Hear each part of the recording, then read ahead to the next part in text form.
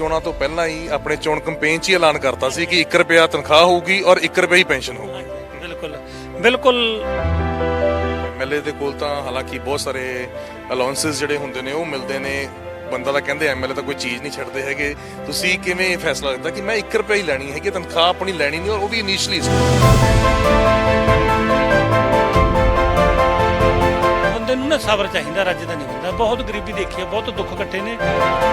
ਹੋਰ ਸਾਥੀਆਂ ਨੂੰ ਵੀ ਆਪਣੇ ਨਾਲ ਦੇ ਕੋਲੀਗਸ ਨੂੰ ਕਹੋਗੇ ਕਿ 1 ਰੁਪਿਆ ਤਨਖਾਹ ਲਓ, 1 ਰੁਪਏ ਪੈਨਸ਼ਨ? ਨਹੀਂ ਨਹੀਂ ਨਹੀਂ।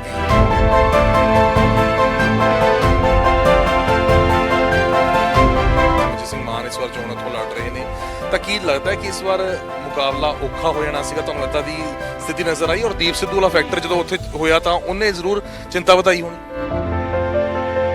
ਦੀਪ ਸਿੱਧੂ ਦੀ ਐਕਸੀਡੈਂਟਲ ਘਟਨਾ ਹੋਈ ਆ ਤੇ ਉਹਦੇ ਨਾਲ ਦੁਰਪ੍ਰਚਾਰ ਬਹੁਤ ਹੋਇਆ। ਕਿੱਦਾਂ ਦਰਜਾ ਦੇਣਾ ਗਲਤ ਸੀ? ਨਹੀਂ, ਬਿਲਕੁਲ ਕੰਪੈਰੀਜ਼ਨ ਨਹੀਂ ਕੀਤਾ ਜਾ ਸਕਦਾ।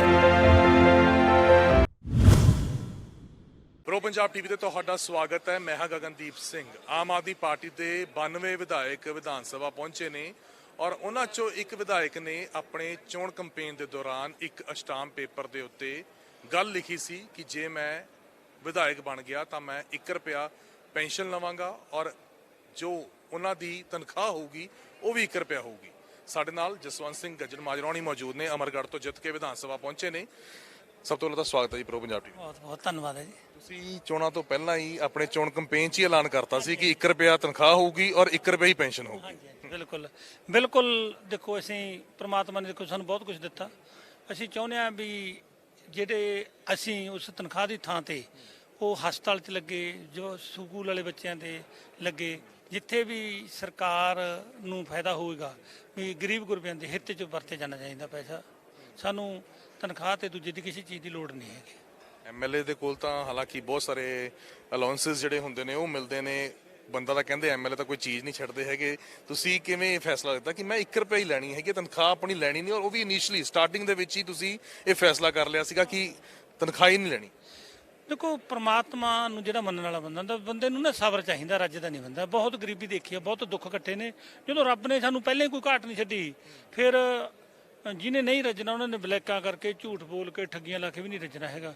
ਦੇਖੋ, ਦਸਾਂ ਨੌਂ ਦੀ ਕਿਰਤ ਕੀਤੀ ਆ। ਸਕੂਟਰ ਤੇ ਮੈਂ ਬੱਚੇ ਖੁਦ ਆਪ ਢਾਉਂਦਾ ਰਿਹਾ ਤੇ ਧਰਮਸ਼ਾਲਾ 'ਚ ਅਸੀਂ ਸਕੂਲ ਖੋਲ੍ਹਿਆ ਸੀ।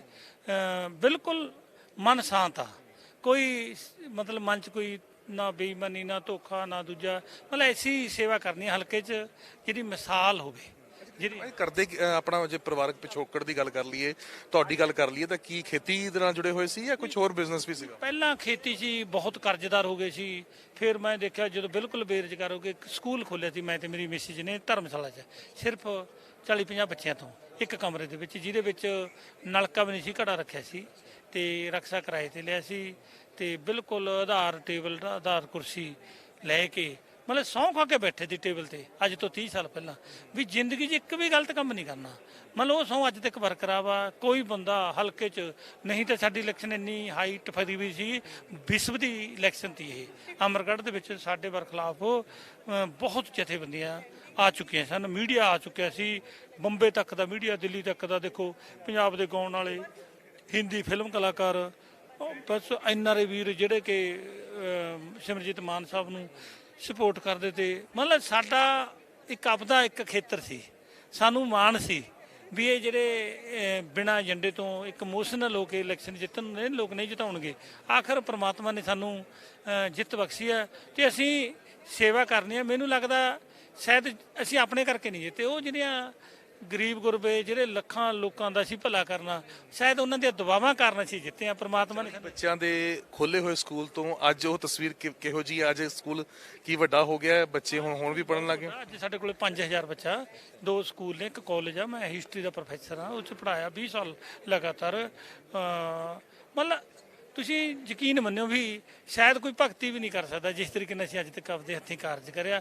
ਜੇ ਸੱਚੇ ਮਨ ਨਾਲ ਮਤਲਬ ਜਿਵੇਂ ਕੋਈ ਸਾਧ ਸੰਤ ਹੁੰਦੇ ਨੇ, ਅਸੀਂ ਇਸ ਤਰੀਕੇ ਦੀ ਬਿਰਤੀ ਰੱਖੀ ਸੀ ਵੀ ਮਨ ਦੇ ਵਿੱਚ ਅੱਜ ਤੱਕ ਸੋਚੇ ਨਹੀਂ ਕਦੇ।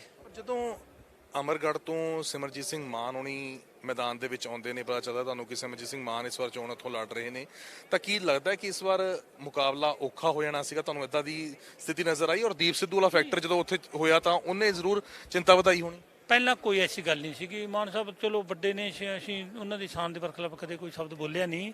ਇਲੈਕਸ਼ਨ ਲੜਨ ਦਾ ਹਰੇਕ ਨੂੰ ਹੱਕ ਆ, ਪਰ ਜਿਸ ਤਰੀਕੇ ਨਾਲ ਪ੍ਰਚਾਰ ਹੋਇਆ, ਜਿਸ ਤਰੀਕੇ ਨਾਲ ਦੀਪ ਸਿੱਧੂ ਦੀ ਐਕਸੀਡੈਂਟਲ ਘਟਨਾ ਹੋਈ ਆ, ਤੇ ਉਹਦੇ ਨਾਲ ਦੁਰਪ੍ਰਚਾਰ ਬਹੁਤ ਹੋਇਆ, ਤੇ ਉਸ ਨੂੰ ਸੰਤ ਜਰਨੈਲ ਸਿੰਘ ਜੀ ਭਿੰਡਰਾਂ ਦੇ ਨਾਲ ਫੋਟੋ ਲਾਉਣੀ ਮਤਲਬ ਮਨ ਨੂੰ ਠੇਸ ਪਹੁੰਚਾਉਂਦੀ ਸੀ, ਤੇ ਫਿਰ ਉਹਨੂੰ ਸ਼ਹੀਦਾਂ ਦਾ ਦਰਜਾ ਦੇਣ ਲੱਗ ਗਏ। ਦੇਖੋ ਕਿਸੇ ਦਾ ਕਾਰਜ ਖੇਤਰ ਚੰਗਾ ਹੋ ਸਕਦਾ, ਇਹ ਨਹੀਂ ਕੋਈ ਗੱਲ ਆਪਾਂ ਕਹਿ ਸਕਦੇ, ਪਰ ਜੇ ਕੋਈ ਕੰਪੈਰੀਜ਼ਨ ਕਰ ਲੇ, ਕੱਲ ਨੂੰ ਸਾਡੇ ਗੁਰੂਆਂ ਨਾਲ ਕੋਈ ਕੰਪੈਰੀਜ਼ਨ ਕਰ ਲੇ, ਸ਼ਹੀਦ ਦਾ ਦਰਜਾ ਦੇਣਾ ਗਲਤ ਸੀ। ਨਹੀਂ, ਬਿਲਕੁਲ ਕੰਪੈਰੀਜ਼ਨ ਨਹੀਂ ਕੀਤਾ ਜਾ ਸਕਦਾ। ਦੇਖੋ ਸਾਡਾ ਸਿੱਖ ਹਿਸਟਰੀ ਮੈਂ ਪੜ੍ਹਾਈ ਆ, ਮੇਰੇ ਨਾਲ ਕੋਈ ਬੰਦਾ ਵੀ ਗੱਲ ਕਰੇ ਤਾਂ ਸਿੱਖ ਸ਼ਹੀਦਾਂ ਦਾ ਇੱਕ ਬਹੁਤ ਵੱਡਾ ਦਰਜਾ। ਜੇ ਹੁਣ ਤੁਸੀਂ ਭਾਈ ਮਨੀ ਸਿੰਘ, ਤਾਰੂ ਸਿੰਘ, ਸ਼ਿਵੇਕ ਸਿੰਘ, ਮਤਲਬ ਸੈਂਕੜੇ ਸ਼ਹੀਦੀਆਂ, ਹਜ਼ਾਰਾਂ ਸ਼ਹੀਦੀਆਂ ਹੋਈਆਂ ਨੇ। ਫਿਰ ਸਾਡੇ ਜਰਨੈਲ ਹੋਏ ਨੇ, ਨਵਾਬ ਕਪੂਰ ਸਿੰਘ ਹੋਣੀ ਨੇ, ਜੱਸਾ ਸਿੰਘ ਆਹਲੂਵਾਲੀਏ ਹੋਣੀ ਨੇ। ਮਤਲਬ ਸਿੱਖ ਬਹੁਤ ਵੱਡਾ ਇਤਿਹਾਸ ਆ, ਸਾਡੇ ਕੋਲੇ ਬਹੁਤ ਵੱਡੀ ਵਿਰਾਸਤ ਆ। ਮੈਂ ਸਮਝਦਾ ਵੀ ਸਾਡੇ ਜਿਹੜੇ ਨੌਜਵਾਨ ਬੱਚੇ ਨੇ, ਇਹਨਾਂ ਨੂੰ ਹਿਸਟਰੀ ਨਹੀਂ ਆਉਂਦੀ, ਪੜ੍ਹੀ ਨਹੀਂ। ਹੁਣ ਇਹ ਸੋਸ਼ਲ ਮੀਡੀਆ ਦੇ ਰਾਹੀਂ ਜਜ਼ਬਾਤਾਂ ਦੇ ਨਾਲ ਪਤਾ ਨਹੀਂ ਕਿਸੇ ਵੀ ਬਹਿਣ 'ਚ ਬਹਿ ਸਕਦੇ ਨੇ। ਮੈਂ ਸਮਝਦਾ ਵੀ ਆਉਣ ਵਾਲੇ ਸਮੇਂ 'ਚ ਵੀ ਮੇਰੀ ਬੇਨਤੀ ਹੱਥ ਬੰਨ੍ਹ ਕੇ ਸਾਰੇ ਸੀਨੀਅਰ ਨੂੰ ਵੀ ਆਪਣੇ ਬੱਚੇ ਨੂੰ ਸਿੱਖ ਹਿਸਟਰੀ ਦਾ ਲਾਜ਼ਮੀ ਪੜਾਓ। ਜੇ ਤੁਸੀਂ ਪੰਜਾਬੀ ਕਹਾਉਣੇ ਹੋ ਨਾ, ਤਾਂ ਸਿੱਖ ਹਿਸਟਰੀ ਤਾਂ ਆਉਣੀ ਚਾਹੀਦੀ ਹੈ। ਤੁਸੀਂ ਸਰਕਾਰ ਦੇ ਵਿੱਚੋਂ, ਤਾਂ ਸਰਕਾਰ ਦੇ ਵਿੱਚ ਹੁੰਦਿਆਂ ਹੋਇਆਂ ਤੁਸੀਂ ਇਹ ਗੱਲ ਭਗਵੰਤ ਮਾਨ ਉਹਨਾਂ ਤੱਕ ਵੀ ਰੱਖੋਗੇ, ਸੀਐਮ ਸਾਹਿਬ ਨੂੰ ਵੀ ਕਹੋਗੇ ਕਿ ਪੰਜਾਬ ਦੇ ਵਿੱਚ ਸਿਲੇਬਸ ਦੇ ਵਿੱਚ ਸਿੱਖ ਹਿਸਟਰੀ ਦੇ ਉੱਤੇ ਤਰਜੀਹ ਦਿੱਤੀ ਜਾਵੇ, ਪਹਿਲ ਦਿੱਤੀ ਜਾਵੇ? ਮੈਂ ਤਾਂ ਬਿਲਕੁਲ, ਮੈਂ ਤਾਂ ਹਿਸਟਰੀ ਦਾ ਜਿਵੇਂ ਸਦਾਈ ਬੱਚਾ ਹੁੰਦਾ ਇਹੋ ਜਿਹਾ ਸਟੂਡੈਂਟ ਹਾਂ। ਮੇਰੇ ਬਚਪਨ ਦਾ ਖਾਬ ਆ, ਮੇਰੇ ਅੰਦਰ ਵਸੀ ਵੀ ਆ ਹਿਸਟਰੀ, ਤੇ ਮੈਨੂੰ ਐਦਾਂ ਦੀ ਨਹੀਂ ਕੋਈ ਗੱਲ। ਦੇਖੋ ਠੀਕ ਆ, ਦੇਖੋ ਹਿਸਟਰੀ ਇੱਕ ਹੋਰ ਚੀਜ਼ ਆ, ਸਾਡੀ ਸਿੱਖ ਹਿਸਟਰੀ ਇੱਕ ਹੋਰ ਚੀਜ਼ ਆ, ਬੜਾ ਫਰਕ ਆ। ਸਿੱਖ ਹਿਸਟਰੀ ਦੀ ਧਰਮ ਆ ਸਾਡਾ ਨਾਲ, ਤੇ ਜੇ ਸਾਡੇ ਗੁਰੂਆਂ ਬਾਰੇ, ਸਾਡੇ ਸ਼ਹੀਦਾਂ ਬਾਰੇ, ਜੇ ਸਾਡੇ ਵਿਰਾਸਤ ਬਾਰੇ ਸਾਡੇ ਬੱਚੇ ਨੌਲੇਜ ਕਿੱਥੋਂ ਰਹਿ ਜੂਗੀ? ਵੀ ਸਾਡੇ ਕੋਈ ਸ਼ਹੀਦੀ ਕਿੱਥੋਂ ਰਹਿ ਜੂਗਾ? ਸਿੱਖ ਇਤਿਹਾਸ ਸਾਡੇ ਬੱਚਿਆਂ ਨੂੰ ਤਾਂ ਕੋਈ ਵੀ ਬਗਲਾ ਲਵੇ, ਕਿਸੇ ਲਾਈਨ ਤੇ ਵੀ ਜਾ ਸਕਦੇ ਨੇ।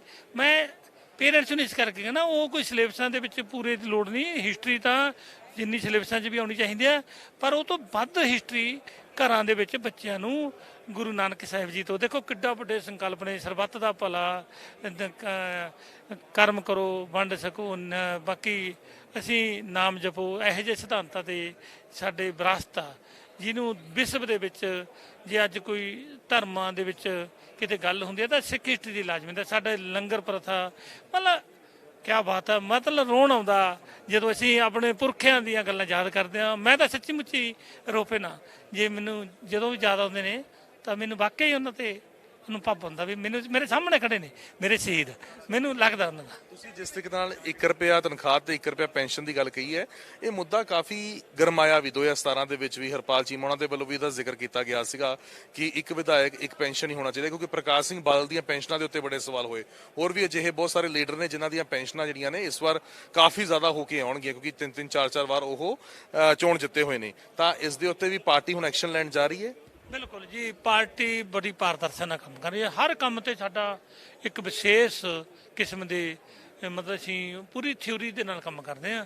ਅਸੀਂ ਮਤਲਬ ਐਦਾਂ ਨਹੀਂ ਵੀ ਇਕੱਲੇ ਬਿਆਨਾਂ ਤੱਕ ਨਹੀਂ ਸਹਿਮਤ, ਅਸੀਂ ਪ੍ਰੈਕਟੀਕਲੀ ਕੰਮ ਕਰਨ ਦੇ ਵਿੱਚ ਵਿਸ਼ਵਾਸ ਰੱਖਦੇ ਹਾਂ। ਤੁਸੀਂ ਵੇਖੋਗੇ ਮਤਲਬ ਇੰਡੀਆ ਦੇ ਵਿੱਚ ਇੱਕ ਕ੍ਰਾਂਤੀ ਹੋਈ ਹੈ। ਇਹ ਪੰਜਾਬ ਦੀ ਵਿਧਾਨ ਸਭਾ ਨਹੀਂ ਬਦਲੀ, ਇਹ ਇੰਡੀਆ 'ਚ ਕ੍ਰਾਂਤੀ ਹੈ। ਤੁਸੀਂ ਇਹਨੂੰ ਦੇਖਿਓ ਤਾਂ ਆਉਣ ਵਾਲਾ ਸਮਾਂ ਤਾਂ ਵੇਖਿਓ। ਪਹਿਲ ਕੀਤੀ ਹੈ, ਹੋਰ ਸਾਥੀਆਂ ਨੂੰ ਵੀ ਆਪਣੇ ਨਾਲ ਦੇ ਕੋਲੀਗਸ ਨੂੰ ਕਹੋਗੇ ਕਿ 1 ਰੁਪਿਆ ਤਨਖਾਹ ਲਓ, 1 ਰੁਪਿਆ ਪੈਨਸ਼ਨ ਲਓ? ਨਹੀਂ ਨਹੀਂ ਨਹੀਂ, ਦੇਖੋ ਕਈ ਮੇਰੇ ਵੀਰ ਨੇ ਬਹੁਤ ਸੇਵਾ ਕਰਦੇ ਨੇ, ਉਹਨਾਂ ਦੀ ਫਾਈਨੈਂਸ਼ੀਅਲੀ ਪੋਜੀਸ਼ਨ ਨਹੀਂ ਹੁੰਦੀ। ਮੈਂ ਬਿਲਕੁਲ ਨਹੀਂ ਕਿਸੇ ਨੂੰ ਕਹੂੰਗਾ ਵੀ ਕਿਸੇ ਦੀ ਰੀਸ ਕਰਕੇ ਇਦਾਂ ਨਹੀਂ ਹੋਣਾ ਚਾਹੀਦਾ। ਠੀਕ ਆ, ਤਨਖਾਹ ਤੇ ਸਬਰ ਕਰਨਾ ਕਿਤੇ ਛੋਟੀ ਗੱਲ ਆ, ਇਹ ਨਹੀਂ ਗੱਲ ਮੈਂ ਕਹਿੰਦਾ। ਮੈਂ ਆਪਣੀ ਪ੍ਰਸ਼ੰਸਾ ਨਹੀਂ ਇਹ 'ਚ ਕਰਦਾ, ਮੈਨੂੰ ਰੱਬ ਨੇ ਦਿੱਤਾ, ਮੈਂ ਤਾਂ ਸਬਰ ਤੇ ਹਾਂ।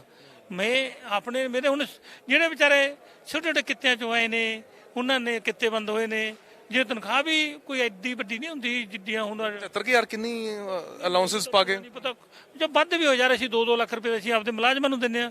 ਅੱਜ ਪੈਕੇਜ ਚੱਲਦੇ ਨੇ 50-50 ਲੱਖ ਰੁਪਏ ਤੇ ਮੁਲਾਜ਼ਮ ਜਾਂਦੇ ਨੇ, ਸਾਡੇ ਕੋਲੇ 20-20 ਲੱਖ ਦੇ ਸਾਡੇ ਕੋਲੇ ਮੁਲਾਜ਼ਮ ਨੇ। ਇਹ ਨਹੀਂ, ਇਹ ਨਹੀਂ ਗੱਲ ਹੈਗੀ। ਅਸੀਂ ਸਨਮਾਨਜਨਕ ਨੇ ਵਿਧਾਇਕ, ਤੇ ਉਹਨਾਂ ਨੂੰ ਕਰਪਸ਼ਨ ਕਰਨ ਦੀ ਕਦੇ ਲੋੜ ਨਾ ਪਵੇ, ਤੇ ਉਹਨਾਂ ਦੇ ਖਰਚੇ ਵਾਕਈ ਮਤਲਬ ਗਵਰਨਮੈਂਟ ਨੂੰ ਉਹਨਾਂ ਕੋ ਦੇਣਾ ਚਾਹੀਦਾ ਜਿਨ੍ਹਾਂ ਨਾਲ ਉਹਨਾਂ ਨੇ ਸਫੀਸ਼ੀਐਂਟ ਪਰਿਵਾਰ ਪਾਲ ਸਕੇ। ਬਹੁਤ ਬਹੁਤ ਧੰਨਵਾਦ ਜਸਵੰਤ ਜੀ।